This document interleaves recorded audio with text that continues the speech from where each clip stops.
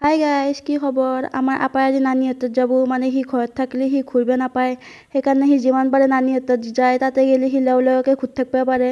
সি যোৱাৰ পিছত মই আমাৰ এল'ভেৰা গাছকেইডাল আৰু বাকী গাছকেইডালো চাই আছোঁ, কি ধুনীয়াকৈ লহপহকৈ হৈছে। তাৰ পৰা আকৌ আমাৰ ফুল গাছকেইডালটো ক'বই নালাগে, একদম বাগানৰ দৰে হৈছে। আনকি পাকাটো হৈছে, মাটি নোহোৱাকৈ পাকাত হৈছে। তাৰ পৰা মই মোৰ এই ঘোঁৰাৰ নেজকেইডাল চাই আছোঁ। একদম মই যেতিয়াই চুলি ষ্টাৰ্ট কৰিলোঁ বৰবাদ কৰি দিছে মোক। তাৰ পৰা মোৰ আজি এটা পাৰ্চেল আছে। এই কুৰ্তাটো ইমান কম দামতে পাইছোঁ, বহুত ধুনীয়া, একদম কমফৰ্টেবল। তাৰ পৰা আম্মাই মোক গালি পাৰি আছে, মোৰ তেজ ওলাই দিছে কাণৰ পৰা, মোৰ কাম বেয়া হোৱাৰ কাৰণে। আম্মাই আকৌ কেমেৰাৰ আগত আহিব লাজ কৰে, সেইকাৰণে ইমান কেমেৰাৰ আগত নাহে। তাৰ পৰা আম্মাই আকৌ ৰুটি পুৰি আছে, মই আকৌ ফ্ৰাইড ৰাইচ বনাই আছোঁ। কেনে হৈছে নাচটো, কিন্তু ভালেই হৈছে কিজানি। তাৰ পৰা আকৌ ইফতাৰো সময়ে হ'ল। ইফতাৰ হোৱাৰ পিছত মই আকৌ আম্মাক চাহ বনাই দিলোঁ। চাহখিনি হোৱাৰ পিছত আমি দোকান গ'লোঁ। দোকানৰ পৰা আহি আমাৰ কাষৰে মামীহঁতৰ তাত গ'লোঁ, তাতে মেল পাতি আছে। মেল পাতি থকা মোৰ আমনি লাগিছে। তাৰ পৰা মামী আকৌ টেহ আনিলে।